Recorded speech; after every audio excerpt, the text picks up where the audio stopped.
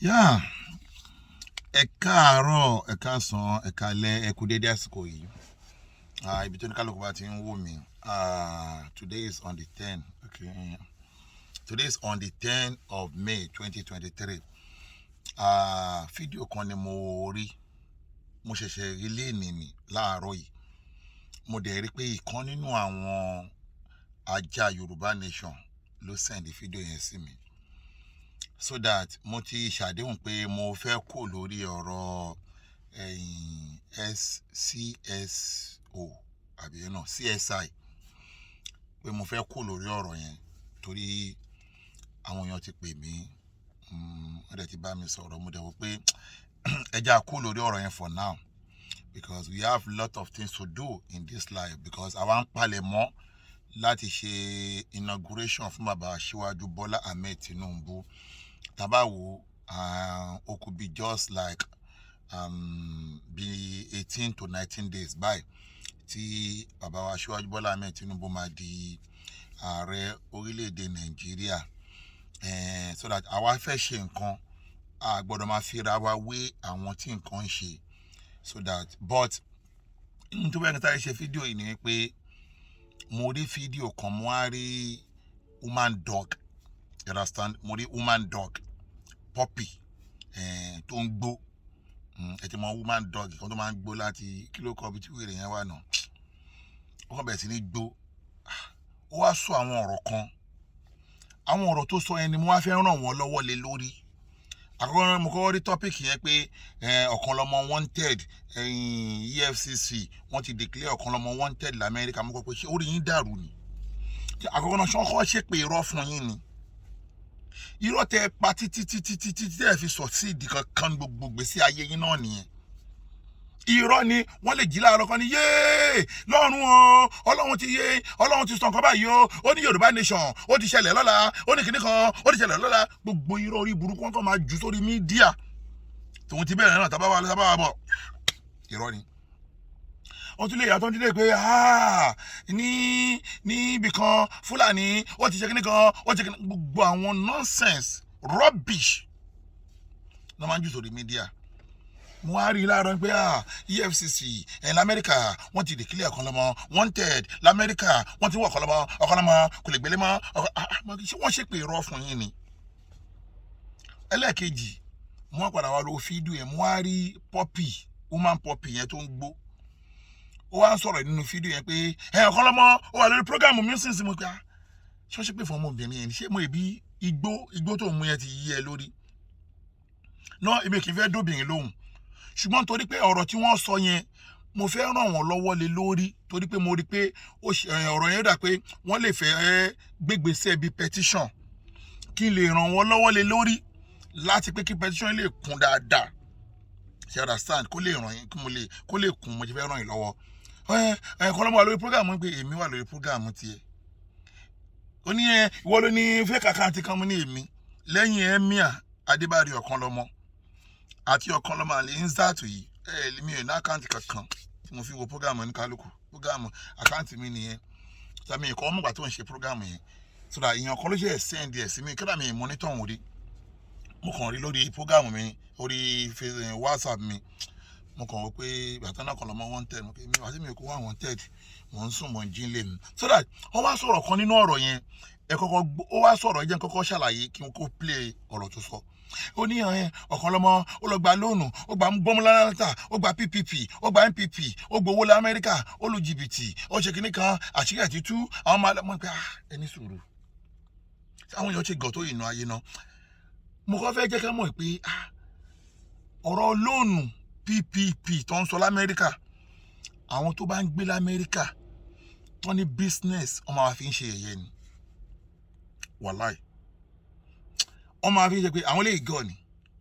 Torí pé 90% àwọn tó ń gbé l'Amẹ́ríkà tí wọ́n ní business ni wọ́n gba lóònù PPP. Mo wá rí pé mú àmúlò mọ́ tó mo ní bọ̀bọ̀ kan náà ń jẹ́ ta tí mo ṣe program lórí kọ́kọ́ jù sí mi. Ọ̀kan lọ́mọ ó gba lóònù PPP. Mo ní kí ló kàn ẹ̀bẹ̀ ṣé bàbá ẹ̀ lónìí owó ni? Ṣé bó ìjọba ló fún wa lówó? Wọ́n dẹ̀ sọ pé ká apply fún forgiveness, wọ́n dẹ̀ forgive wa. Ṣùgbọ́n ẹni tí ò bá ní business wọn gbọ́dọ̀ fún. ìyẹn mo fẹ́ ràn yín lọ́wọ́ lé lórí.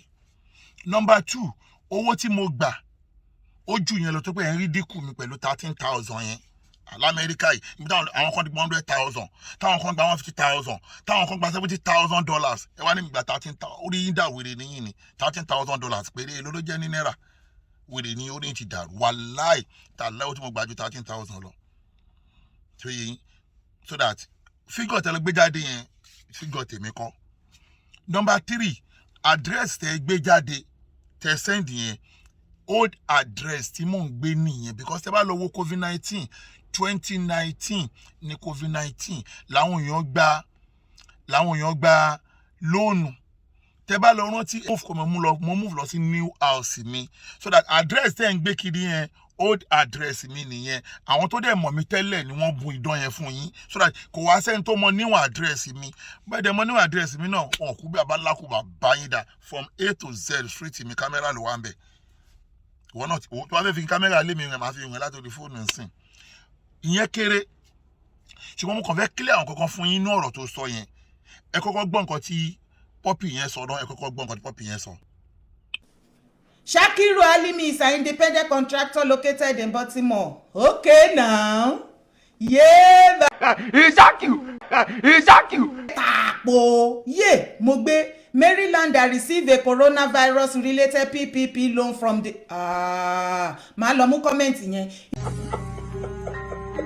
Ìjọba Amẹ́ríkà area ibi tó ń gbé ó ti ṣiṣẹ́. Olórí burúkú ni ọ. Yeah, you for talk am since now. Ẹ wo Ọlọ́run wa bá tiẹ̀ jẹ́ àwọn èèyàn wa pọ̀ ní USA. Owó $13,000 tó gbà lọ́wọ́ ìjọba dórí coronavirus àsìkò tí tó bá san padà. Ṣó ló ṣí èrè ó forí gbá my dear ó ya wèrè tó máa lù Ọlọ́run bá ń gbọ́. Ó lẹ ti rí wèrè tí ń rojọ́. Tó o bá stop láti máa búgbò ẹni ìyá ni ẹ́ ọ̀kan lẹ́ran. Olórí burúkú ni ọ. Yeah, you for talk am since now. Kálẹ̀ o. Ẹ kú ètò sísà mi. Yes sir. I'm on the phone. No. I'll be right back. Má bínú jọ̀ọ́ mo fọ́ náà bẹ̀yìn ọmọ yín mo bá sọ̀rọ̀. Actually, mo fẹ́ dá sétò ni. Ẹ kú ètò mà. Ọ̀rọ̀ lórí ẹran lọ́mọ. Olórí burúkú olè tó jẹ́ pé iṣẹ́ scammer ló ń ṣe ní Baltimore. Ó ní mo fẹ́ dá sí. À ń gbọ́ ilé máa sọ̀rọ̀ yín. Ọlájú. Lord's guy on the beat. Okay. Iṣẹ́ kíní ló ń ṣe, iṣẹ́ taxi ló ń ṣe ní Baltimore. Bẹ́ẹ̀ ni wọ́n sọ bẹ́ẹ̀. Lord's guy on the beat. Ó dẹ̀ wọ́ọ̀kì oníke. Lord's guy on the beat. Okay. Ó wọ́ọ̀kì oníke. So ìjà tí Ìgbòho ń jà ìjà gbogbo ọmọ Yorùbá ni. Lord's guy on the beat. Bẹ́ẹ̀ ní àpò ara ẹ̀ ló ń jà sí. Bẹ́ẹ̀ ni. Ó dẹ̀ ní mind àti ṣe gbogbo nǹkan tó ń ṣe yẹn. So a máa bá tiẹ̀ jẹ́ dé level tó ń wá. Ó scam. Olórí burúkú ni ọ. Yeah, you for talk am since now. Ìjọba Amẹ́ríkà ó gba 13,000 owó PPP loan. Mo dára. Ó apply fún forgiveness loan. Kò lè ní company. Ó parọ́ fún wọn pé òun ní company. Eléyìí ti ṣẹ̀wọ̀n ọkọ lọ́mọ ti rẹ́wọ̀n he ní US tiẹ̀ ti bá ẹ báyìí ó náà kọ síbẹ̀ yẹn how many years. Ó lè ní gbogbo nǹkan tó ṣe ó di fraud America. So ọkọ̀ ti bá yára ẹ jẹ́ báyìí. Lord's guy on the beat. Ní Amẹ́ríkà ló dẹ̀ tún ṣe bí olórí burúkú. Ó di fraud America. Obìnrin tó fẹ́ sílé òun ló fún níwèé. Obìnrin yẹn ó dàbí pé obìnrin yẹn ní problem. Ó ní problem ọmọ bíbí. Òun ló ṣe fẹ́ sílé bẹ́ẹ̀.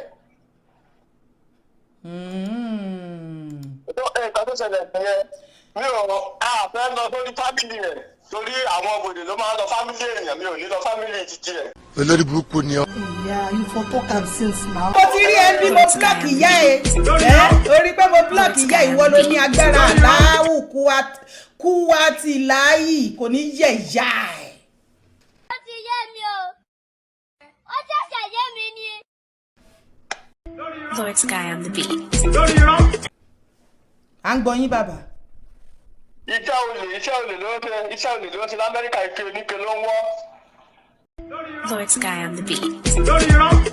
Ike òun ló máa ń wọ́ l'Amẹ́ríkà ó ń wọ́ kiri tí ọ̀rọ̀ òdò lẹ́nu ọmọ ìyá àjẹ́ tó ní mi ò mọ òwe yẹn pa tó ní òbí kan ìkan fún àgbà àwọn ọ̀dọ́ ṣe ń pa òwe ẹ má bínú.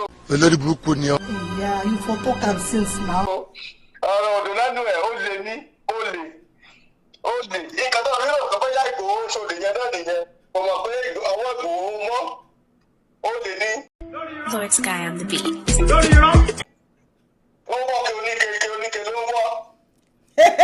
Ẹ ṣé, God bless you, sir. Lord Sky on the beat.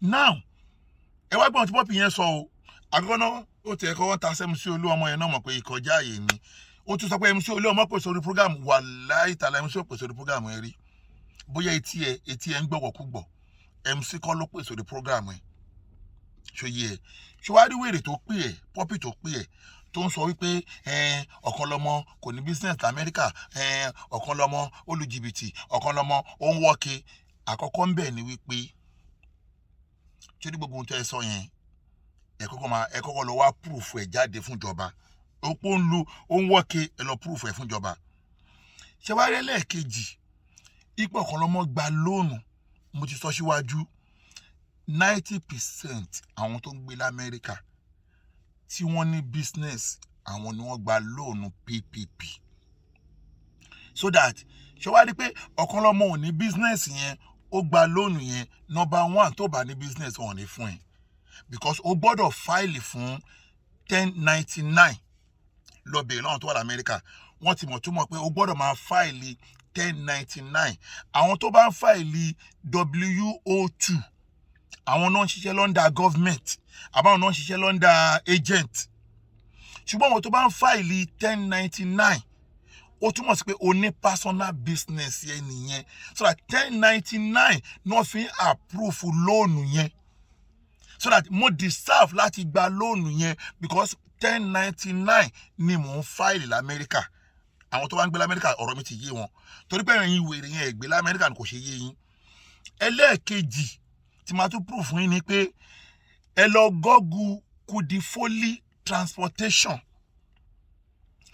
ó ní driver ló ń ṣe lamẹ́ríkà driver ló ń ṣe mo ti sọ fún yín time without number tí bá ti wà ní di mọ́tò mo ṣe wà yìí ẹnu iṣẹ́ ni mo wà ṣùgbọ́n mo ti sọ pé tẹ́lẹ̀tẹ́lẹ̀ ni mò ń wá uber mi ìwà uber mọ̀ for donkey years so that ǹjọ́ tó Ọlọ́run ti gbàdúrà tiwa náà táwa náà ti lọ establish transportation was under government ọjọ́ yẹn làwa náà ti ní freedom òmìnira tiwa lórí iṣẹ́ tiwa so that tó wá fẹ́ wá confam lọ gọ́gù kudifoli transportation ní under United States of America wà ní pé wà registered ìyàwó mi ló register but èmi ni mo ra mọ́tò sọ́ndà ẹ̀ má ṣe mi gbọ́ o ìyàwó ẹ̀ ló ní under ìyàwó as a citizen of America ṣòwò ó lè ní business èmi tí mo jọ ọkọ kí n dẹ̀ ra mọ́tò sọ́ndà ẹ̀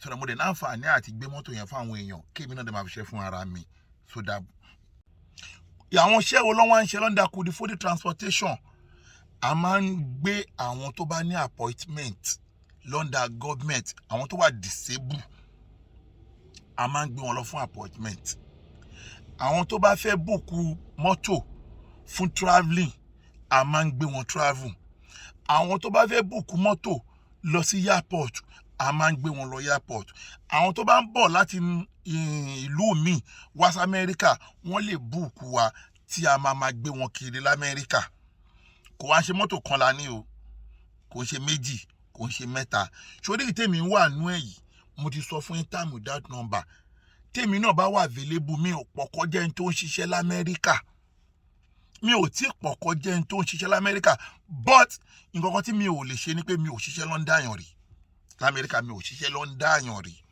torí tèmi náà wà ń bẹ̀ yìí ẹnu iṣẹ́ ni kó lè mọ̀ pé àwọn disable ni mo ń fi lè gbé mo dẹ̀ tún máa ń fi gbé àwọn èèyàn náà o máa fi gbé àwọn èèyàn náà tó dé ẹni tó bá ń gbé disable Amẹ́ríkà lọ bèrè owó tó ń san fún wọn ìjọba ń san fún wọn kó lè mọ̀ pé eléyìí wo tó ti rí inú ẹ̀ ṣe pé kò sí síìtì inú ilé ìwọ̀nba síìtì tó wà lẹ́yìn yẹn bóyá èèyàn wọn ó fẹ́ jókòó because wọ́n máa ń ní àwọn assistant nurse tó máa ń jókòó pẹ̀lú wọn torí gbogbo inú torí gbogbo inú mọ́tò ìtorí ṣó yẹ disable a fi ń gbé àwọn disable a dẹ̀ máa fi nígbà mí kékeré a lè fi gbé àwọn èèyàn ṣó yẹ yín tó wá fẹ́ travel so that bèrè láwọn tó wá kí mi lamẹ́ríkà tó mọ̀ mí wọ́n mọ̀ pé ilé mọ́tò kan ìkọ́ là ń lò ṣó yẹ truck lélẹ̀ truck òun lélẹ̀ truck bus lélẹ̀ a ní oríṣiríṣi mọ́tò a ní àwọn car a ní àwọn jeep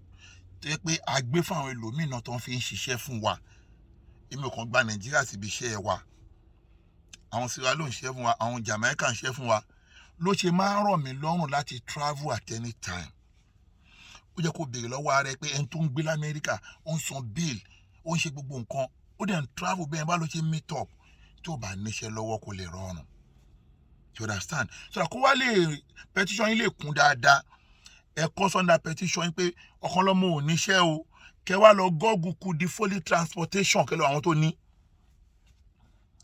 ìbá Amẹ́ríkà mo ti sọ yìí gọ́ọ̀gù ẹ lórí fóònù ẹ Kudifoli transportation iṣẹ́ wọn náà ń ṣe ń bẹ̀ sódà kẹlẹ̀ mọ̀ pé orí yín ti dàrú ẹ kò máa bọ́ sórí mídíà ẹ máa burúburú bálabàlà bólóbóló ẹ kò máa nẹ́fẹ́ báyìí lórúkọ jẹ́ wo bí èmi ò fọ́ nǹkan tó kàn máa dùn mí jù ní pé àwọn tó bá mi sọ̀rọ̀ tó ní kí n jáwọ́ lórí ọ̀rọ̀ CSI tí mo dé ṣàdéhùn pé mo fẹ́ kó lórí ẹ̀ for now àwọn ni mo kàn máa ló máa dùn mí fún pé gbogbo ẹ̀yin tẹ́ ń gbó yẹn mi ò ní dá yín lóhùn so that tí ẹ bá bẹ̀rẹ̀ sí ní gbó continue èmi náà tún máa launch nǹkan mi nípa CSI ẹ̀yin dẹ̀ ló máa dùn wàhálà ẹ̀yin ló máa dùn so that ẹ̀mí yóò gbé géèmù yẹn tó mi because ẹ̀yin lẹ lose àwa la gain ẹ̀yin lára ń ta so that mo kàn fi lè ṣe wọ́n nì àti pé mo fi ràn yín lọ́wọ́ lórí petition yín ó gba lónù gbọmúlálàntà ó gba PPP ó gba PRO ó gba kíní kan ó gba kíní kan